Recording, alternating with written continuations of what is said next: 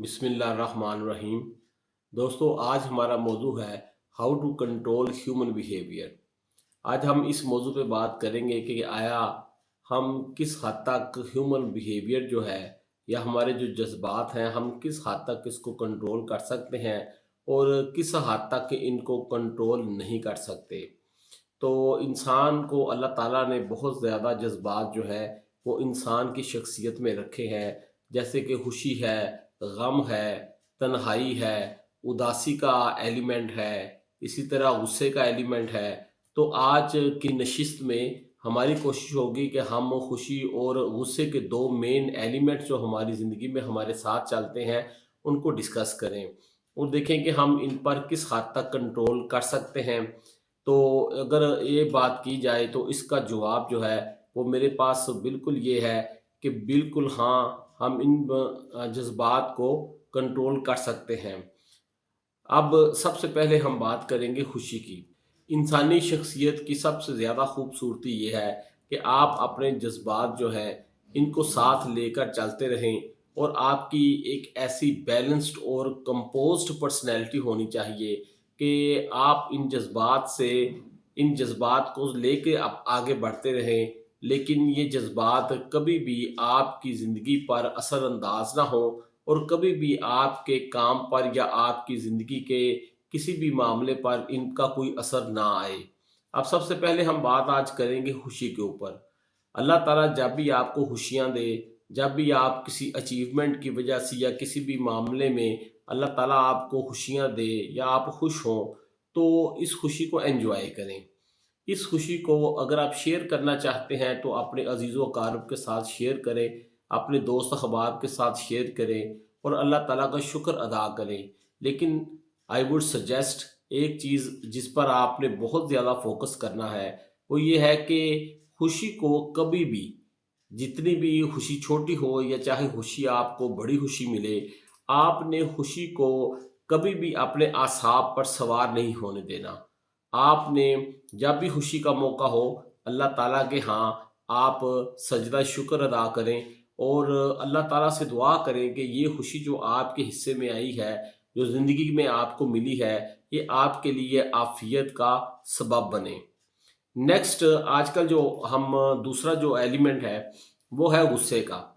जैसा कि आजकल सोशल मीडिया पे आप देख रहे हैं, सोशल मीडिया और आपके इर्द-गिर्द भी ऐसे रूनमा वाक़यात हो रहे हैं, जो बेतहाशा जो है वो नेगेटिविटी फैला रहे हैं और जिस नेगेटिविटी की वजह से हमारी लाइफ़ और हमारी ज़िंदगी के जो मामलात हैं और ओवरऑल एज़ ए कौम कलेक्टिवली हमारी कौम जो है, ये इसका जो अखलाकियात है, जो मॉरल वैल्यूज़ हैं, जो एथिकल वैल्यूज़ हैं, उनमें गिरावट आ रही है।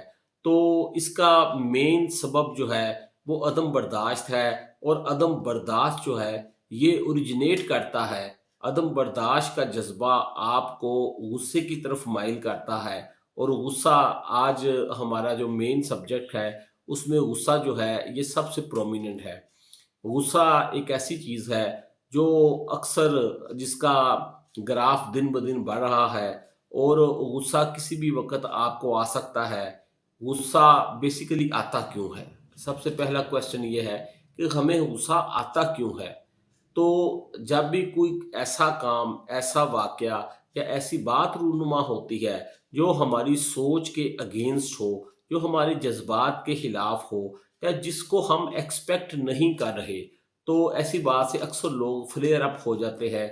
अक्सर आपको उसमें गुस्सा आ जाता है और अक्सर औक़ात इंसान गुस्से में कोई ना कोई ऐसा एक्ट कर बैठता है या अल्लाह ना करे कोई ऐसे उससे कोई ऐसी बात हो जाती है जो ज़िंदगी भर उसके लिए पछतावे का सबब बनती है और वो सारी उम्र इस बात से ख़ाइफ़ रहता है कि काश मैंने उस वक़्त, उस लम्हे, उस मौका पर मैंने गुस्सा ना किया होता।